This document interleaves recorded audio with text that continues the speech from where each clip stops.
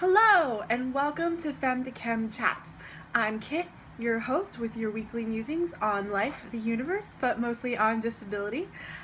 This week I am going to be talking about something that has been trending on disabled Twitter for some reason, and that is Braille access. So the majority of Braille users in the world actually do not rely on physical Braille books.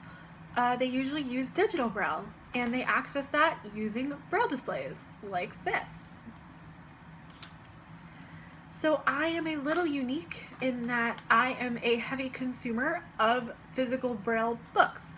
And when I tell other people who are blind and use Braille that I have over 40 Braille books and magazines in my house at any given moment, they tend to think I am a little eccentric. But the reason I have all of these books is actually because I am an Orthodox Jew. And for 25 hours every week, I can't access my electronic gizmos in order to read. So I rely on physical books in order to read on Shabbat and Chagim, holidays. One of the things I have here at home is a Siddur, which is a Jewish prayer book. I have a Braille copy behind me. You can see it above me here. Whoop. It is 14 volumes long, although you only see 13 volumes up there right now. The original, the print version, is 1 volume and it looks like this. So the trending topic on Twitter is access to Braille because of cost barriers, but we're going to be talking about the physical space problem. So Braille is wildly impractical to keep around because it takes up a ridiculous amount of space. For example, I one time took a math class in college and my textbook for that class was 30 volumes and I had to wheel it over from the Disability Services Center on a cart, and I needed to store it in my closet, under my bed, under my desk. It was really quite ridiculous. So we have list servers for these kinds of things because it is exactly that. It is impractical to keep these books around. And for a tiny university like I went to, why would they keep that book on hand? There should be an interlibrary loan service for these things, and there is. So when I needed my book, my disability office went onto their little list server and said, hey, we're looking for this book. Most of the time these servers are used by universities and high schools across the country to find books for their students, and that is how we get books. Most sighted people assume that blind people treat their Braille books the same way a sighted person does. You go to the store, you buy a book, you bring it home, and you keep it and you love it forever. That's not how most of us relate to our books. Even me, and I am one of the heaviest consumers of physical Braille books that I know. The majority of my reading materials comes from the New Jersey Talking Book Center. Aside from my Jewish texts, which I need for holidays and other things, that's what I do.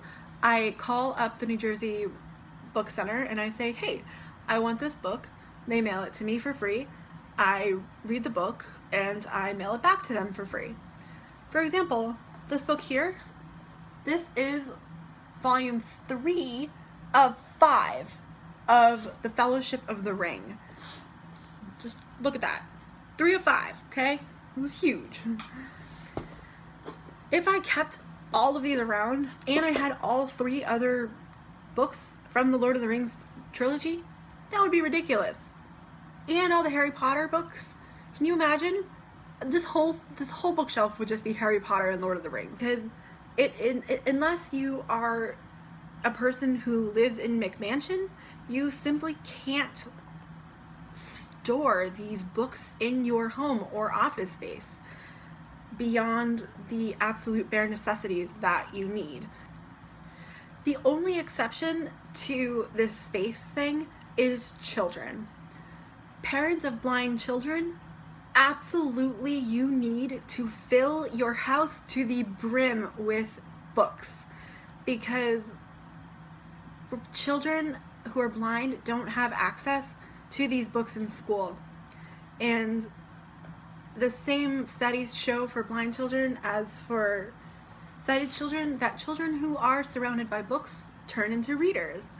And children's books don't suffer from the same space issue that adult books do. You're not going to run into the Lord of the Rings problem where there's 5 volumes, or my Sitter problem where there's 14 volumes.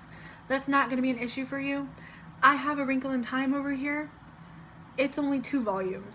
I had some Dear America books as a kid, and they were only 1 or 2 volumes. These books are not that big. Seedlings is an amazing resource. Please use them. They have children's books with pictures in them for sighted adults to read to their blind children, or sighted children to read with their blind parents. It is amazing, so amazing to share in literacy, like cross-generationally. It's beautiful. I love it. I used to use it when I worked at a children's library. I had some of these books to go in and read to children. I love them. Please support them if you are looking for some place to donate to. Great organization. They supplement the cost of books. That was this week's episode of Femme de Chem Chats, your weekly musings on life, the universe, but mostly on disability. Next week we will be back to Tuesdays until Shavuos.